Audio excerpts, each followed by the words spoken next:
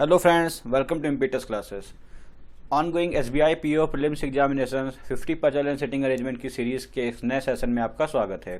आज हम फिर आपके लिए एक नई बेहतरीन पजल लेकर आए हैं और ये पजल है linear sitting arrangement north south west.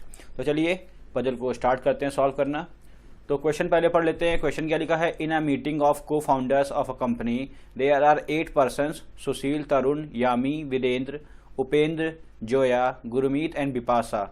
तो देखिए कोई एक को फाउंडर की मीटिंग हो रही है, वहाँ ये 8 लोग आए हैं। Sitting in a way such that some of them are facing south, कुछ इसमें साउथ को फेस कर रहे हैं, and remaining are facing north, कुछ नॉर्थ को फेस कर रहा है। हमें नहीं पता कौन साउथ को कर रहा है कौन नॉर्थ को कर रहा है, इसीलिए एक नॉर्थ साउथ बेस्ड पजल है। तो ये जो दिया गया था ये होता है इंस्ट्रक्शंस, यही मेन होता है। इसके बाद कंडीशंस दी जाएंगी, उसके आपको सॉल्व करना है। इंस्ट्रक्शन हमेशा ध्यान से पढ़िए, कभी कभी इंस्ट्रक्शन में ही आपने पढ़ने में जल्दबाजी कर ली, कह रहे तो समझ में हमको आ गया, तो उससे क्वेश्चन बनाने में थोड़ी सी प्रॉब्लम हो जाती है।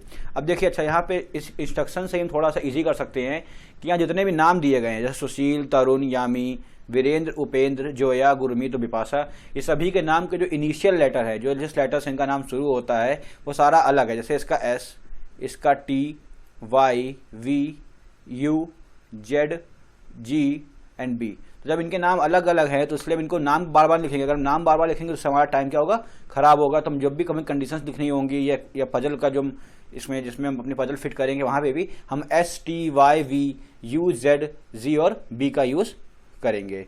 तो चलिए अपने क्वेश्चंस को शुरू करते हैं। तो कौन कौन था पहले इस स्लाइड में लिख लेते हैं। जो इनिशियल्स थे एस, टी, वाई, वी, क्योंकि यहाँ नहीं लिखा गया तो यहाँ लिख लेते हैं जो इनिशियल हैं S, T, Y, we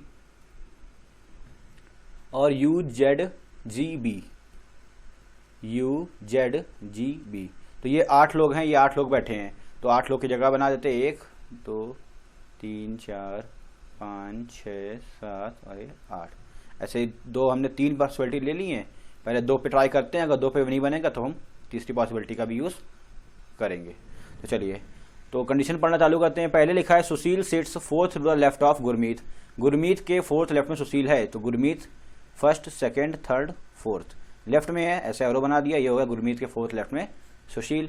Gurmeet sit at one of the extreme ends of the line. अब यहाँ से हम थोड़ा सा ये है कि हमको ये एक ऐसी लाइन क्या कहते हैं, ऐसी कंडीशन मिल गई जिसको कि हम यहाँ पे फिट कर सकते हैं। ये एक डेफिनेट कंडीशन है कि गुरमीत जो है वो एंड पे बैठता है। अब एंड 2 ही होते हैं, या तो इधर वाला एंड होगा या इधर वाला। तो एक बार हम गुरमीत को इधर बैठा देंगे और एक बार हम गुरमीत को इस साइड। अब क्या लिखा, गुरमीत के फोर्थ लेफ्ट में एस है, जी के फोर्थ लेफ्ट में एस है। हमको गुरमीत सुशील आप भूल जाइए, आप जी एस याद करिए, ठीक है। तो जी के फोर्थ लेफ्ट में एस है। अब अगर यहाँ जी है और जी को अगर हम नॉर्थ फेसिंग करें, इस तरह फेस करें ऊपर की ओर, तो लेफ्ट क्या होगा, लेफ्ट इसका इधर हो जाएगा। नॉर्थ फेस करने पे लेफ्ट इस साइड होगा, तो लेफ्ट यहाँ कोई जगह ही नहीं है। तो सीधी सी बात है, गुरमीत कैसा होगा, गुरमीत होगा साउथ फेसिंग। जब साउथ फेस करेगा तो लेफ्ट इधर आएगा, तो first, second, third, fourth. Fourth left में कौन आ गया, एस सुशील। ऐसे सिमिलरली यहाँ पे अगर गुरमीत को हम यहाँ साउथ फेस करा दें, अगर हम साउथ फेसिंग कराएंगे तो लेफ्ट इधर हमारा हो जाएगा। तो हम यहाँ क्या कराएंगे, नॉर्थ फेस। नॉर्थ फेस कराएंगे तो फर्स्ट, सेकेंड, थर्ड और फोर्थ। यहाँ पे आपका आ गया सुशील। तो इतनी हो गए। फिर लिखा है both the immediate neighbours of Sushil face north. Sushil के दोनों इमीडिएट नेबर्स हैं वो किसको फेस करते हैं, नॉर्थ को। तो इस एस है ये सुशील, इसके दोनों अगल बगल ये नॉर्थ हो गया। सिमिलरली यहाँ पे भी ये नॉर्थ कर दिया हमने, ठीक। अब क्या है भाई, Tarun sits second to the left of Zoya. Zoya के सेकंड लेफ्ट में कौन है, तरुण। तो जेड के सेकंड लेफ्ट में टी, ये हमने नोट कर दिया। फिर इसके बाद क्या लिखा है, Zoya is not an immediate neighbour of Sushil. Zoya जो है वो सुशील की इमीडिएट नेबर नहीं है, तो जेड एस के अगल बगल नहीं आएगा। तो जेड के अगल बगल एस लिख के हमने क्या किया, क्रॉस कर दिया। इसका मतलब जेड एस के अगल बगल नहीं आएगा। फिर neither Zoya nor Upendra sit at the extreme end of the line.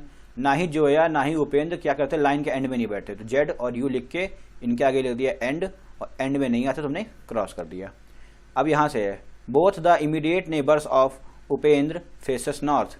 जो भी उपेंद्र आए, कोई बंदा यू है, उसके दोनों जो नेबर्स हैं वो किसको फेस करते हैं, नॉर्थ। तो हमने यू के अगल बगल के 2 एरो बनाए और उनको नॉर्थ लिख दिया। मतलब कि अगल बगल वाले कौन होंगे, नॉर्थ को फेस कर रहे होंगे। अगर यू नॉर्थ को फेस करता तो यू के आगे ही एरो बना के हम लिख देते। फिर Bipasha sits to the immediate left of Yami. जो बिपाशा है वो यामी के इमीडिएट लेफ्ट में है, तो यामी वाई के इमीडिएट लेफ्ट बिपाशा, और ये हो गया आपका immediate left. Immediate neighbours of Virendra face opposite direction. जो वी के इमीडिएट नेबर हैं ये दोनों ये क्या कर रहे हैं, अपोजिट डायरेक्शन फेस कर रहे हैं। देखो मैं 2 तरीके से उसको डिनोट कर दिया। एक बार तो ये देखिए एक ऊपर नीचे देख रहा है, इससे आप समझ सकते हैं कि अपोजिट डायरेक्शन है। फिर भी कन्फ्यूजन ना हो तो उसके लिए हमने इसको ओडी, ओडी मीन्स क्या होता है अपोजिट डायरेक्शन, और एसडी मीन्स क्या होता है सेम डायरेक्शन। देखिए अभी आगे सेम डायरेक्शन का भी केस आएगा। Immediate neighbours of Tarun faces opposite direction, Tarun के भी इमीडिएट नेबर कैसे हैं अपोजिट डायरेक्शन देख रहे हैं, तो इनका भी क्या हो जाएगा ओडी, ये भी कंडीशन नोट कर दी। फिर है सुशील फेसेस साउथ, एस का मतलब है वो साउथ फेस करता है, तो भाई जिसका हमने साउथ फेस करा दिया। People sitting at the extreme ends faces the opposite direction, जो एंड पे बैठते हैं वो अपोजिट डायरेक्शन फेस करते हैं। मतलब अगर ये वाला साउथ फेस कर रहा है तो जो हमारा सेकंड एंड होगा इसी लाइन में ये वाला कहाँ फेस करेगा नॉर्थ। अगर इधर ये नॉर्थ फेस कर रहा है तो इसमें इस लाइन का दूसरा एंड कहाँ फेस करेगा साउथ, ये हो गया। अब हम चलते हैं अपनी कंडीशंस को सॉल्व करने के लिए। तो ये कंडीशन तो हमारी हो गई है, इसको हटा देते हैं। अब देखिए z के लेफ्ट में t आएगा, z s के अगल बगल नहीं आएगा। आपको तीन इक्वेशन को जरा मर्ज करना है और फिर समझना है। z के सेकंड लेफ्ट में t, z s के अगल बगल नहीं और z एंड में नहीं। अब देखिए अगर हम पहले एंड में शुरुआत करें, z यहाँ आ सकता है नहीं आ सकता क्योंकि z एंड में आ गया। z यहाँ आ सकता है बिल्कुल आ सकता है, लेकिन z से आप लेफ्ट लेंगे और एक छोड़ के t रखना है, लेफ्ट राइट अभी मत देखिए। अच्छा आप z से सिर्फ एक बंदा छोड़ के t रखिए, तो z से 1% छोड़ के t आ सकता है भाई, इधर तो s हो गया, गलत हो गया। अब z यहाँ रखते हैं, अगर z को हम यहाँ रखेंगे तो z s के अगल बगल नहीं होना चाहिए, तो z यहाँ नहीं आ सकता। क्या z यहाँ आ सकता है? फिर वही केस, z s के आसपास नहीं होगा, z यहाँ नहीं आ सकता। अब अगर हम z को यहाँ रखते हैं, अगर z यहाँ रखेंगे तो z से 1% छोड़ के हमको चाहिए t, 1% छोड़ के इस साइड g है और z इससे 1% छोड़ के इस साइड s है, तो हमारा z यहाँ नहीं आ सकता। अब z कहाँ आएगा? सिर्फ z के लिए एक प्लेस बचती है कि z कहाँ आएगा, z यहाँ आएगा, और z के लेफ्ट में है t, तो लेफ्ट में करेंगे तो उसको क्या करना पड़ेगा हमको साउथ फेस, तो साउथ फेस करके एक हो गया t। अब ऐसे ही नीचे देखते हैं, क्या z यहाँ आ सकता है? नहीं आ सकता क्योंकि z एंड में नहीं होगा। फिर z यहाँ आ सकता है पर z से 1% छोड़ के t चाहिए, तो 1% छोड़ के t तो है ही नहीं हमारे पास, वहाँ s है, तो z यहाँ नहीं आ सकता। अब क्या z यहाँ आ सकता है? z यहाँ आ सकता है, फिर वही केस z s के आसपास नहीं होगा, तो z यहाँ भी नहीं होगा और z यहाँ पर भी नहीं होगा। यहाँ रखेंगे तो z से 1% छोड़ के t चाहिए, पर 1% छोड़ के दोनों जगह हमें ऑलरेडी फिल हैं, तो फिर z यहाँ पे भी यहीं आएगा, और z से 1% छोड़ के t चाहिए लेफ्ट में, तो वो हमने कर दिया। भाई जब नॉर्थ फेस करेगा तभी इधर लेफ्ट आएगा, और यहाँ जब साउथ फेस करेगा तभी ये लेफ्ट हो जाएगा। तो ये इक्वेशन हमारी ये हो गई और ये हो गई, और ये हो गया कि z एंड में नहीं होगा। अभी u बचा हुआ, u को भी हम छोड़ देते हैं।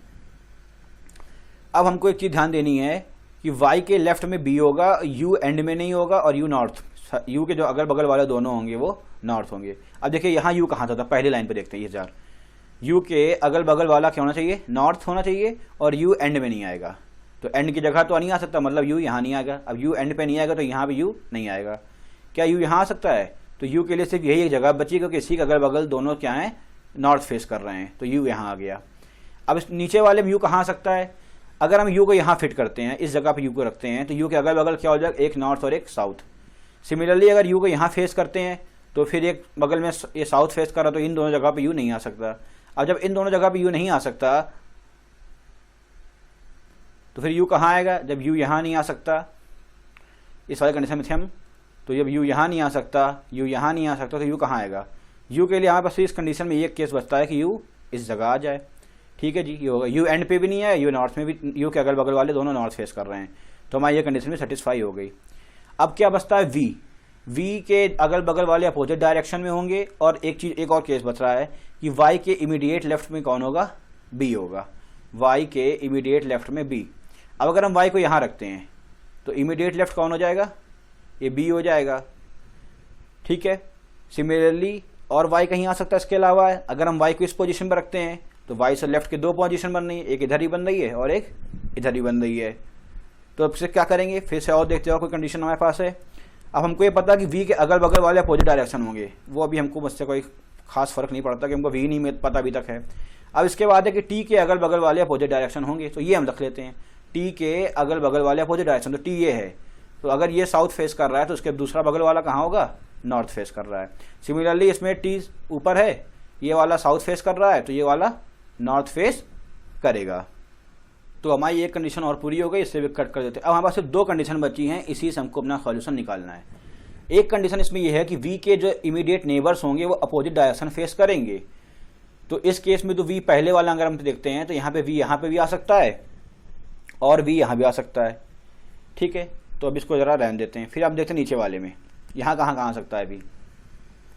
अब वी इसमें अगर हम इसको लास्ट में रखें, अगर हम वी को लास्ट वाली कंडीशन में रखते हैं, इस प्लेस पर रखते वी हैं, तो वी के क्वेश्चन में दिया कि वी के इमीडिएट नेबर्स, इमीडिएट कौन है, नेबर्स, मतलब वी के 2 पड़ोसी हैं, पर इस पोजीशन पर रखने पे वी का सिर्फ 1 पड़ोसी होगा, तो हम यहाँ वी को नहीं रख सकते। अब अगर हम वी को यहाँ रखते हैं, अगर हम वी को यहाँ रखें तो बिल्कुल रख सकते हैं, आ सकता है, पर फिर एक कंडीशन और है कि वाई के इमीडिएट लेफ्ट में बी होना चाहिए, वो भी बची हुई है। वाई से बी मतलब 2 पर्सन हमें 2 जगह चाहिए जो साथ साथ हों। अगर हम यहाँ पे वी रख देंगे तो हम इस पूरी लाइन पे कहीं पे भी 2 पर्सन साथ साथ नहीं देख सकते। सिमिलरली ऊपर वाली लाइन में देखिए, क्या यहाँ आपको कोई 2 जगह एक साथ दिख रही जो खाली हों? देखिए ये अकेला है, ये इधर अकेला, ये, तो यहाँ तो सीधी सी बात है कि वाई के पर इमीडिएट लेफ्ट जो ये कंडीशन हमारी है, वाई के इमीडिएट लेफ्ट बी वाली, ये पहले वाले में तो आ ही नहीं सकती। जब नहीं आ सकती, क्यों नहीं आ सकती? क्योंकि यहाँ पर लगातार 2 प्लेसेस कहीं पर भी खाली नहीं है, तो ये हमारी जो कंडीशन थी ये तो हो गई रॉन्ग। यहाँ आ सकती है, तो यहाँ ये तय है कि वाई और बी में से कोई इधर इधर आएगा, या तो वाई यहाँ आएगा या बी यहाँ आएगा, या वाई यहाँ होगा और या बी यहाँ होगा। तो अब कौन बचता है? वी, तो वी हो जाएगा भाई। वी के सीरीज बात है, वी एंड पे आ नहीं सकता था, क्योंकि एंड पे आता तो उसके नेबर्स ना बचते, उसके 2 पड़ोसी होने चाहिए थे। वी बीच में हम रख देते तो वाई और बी अगल बगल ना आ पाते, तो वी कहाँ आएगा? वी इसी पोजीशन पे आएगा। अब क्या लिखा है? वी के अगल बगल वाले अपोजिट डायरेक्शन, ये कंडीशन है कि वी के अगल बगल वाले क्या होंगे? Opposite direction. तो ये साउथ फेस कर रहा तो क्या फेस करेगा? नॉर्थ। तो अब देखिए क्वेश्चन में क्या है? वाई के लेफ्ट में बी। अब देखिए वाई से लेफ्ट में बी, ये भी केस बन रहा है। अगर हम वाई को नीचे रख देते हैं, अगर मान लेते हैं कि वाई साउथ फेस कर रहा होता, तो वाई के लेफ्ट में बी यहाँ पे भी हो सकता है, क्योंकि यही 2 प्लेसेस हमारी अभी बाकी थी, तो इसलिए और थोड़ा सा उसको ईजी करने के लिए क्या करते हैं, इसको हटा देते हैं। अब समझिए जरा, तो ये हम कह सकते हैं कि आखिरी की 2 वाई और बी की पोजीशन हमको कंफर्म नहीं है, तो ये हो जाएगा वाई ऑब्लिक बी, मतलब या तो वाई यहाँ होगा तो बी यहाँ होगा, अगर वाई यहाँ होगा तो बी यहाँ होगा। तो इस तरह आपका ये बेहतरीन एक पजल थी, एक पीओ एग्जैक्ट पीओ लेवल की। आई होप आपको ये पजल समझ में आ गई होगी। तो अगर आपको ये सेशन अच्छा लगा हो, ये पजल अच्छी लगी हो, तो आप वीडियो को जरूर लाइक करें, चैनल को सब्सक्राइब कर लें, कमेंट करें, और इसके अलावा अपने फ्रेंड्स में, ग्रुप सर्कल्स में, सब में ज़्यादा से ज़्यादा शेयर करें। Thank you and have a nice day.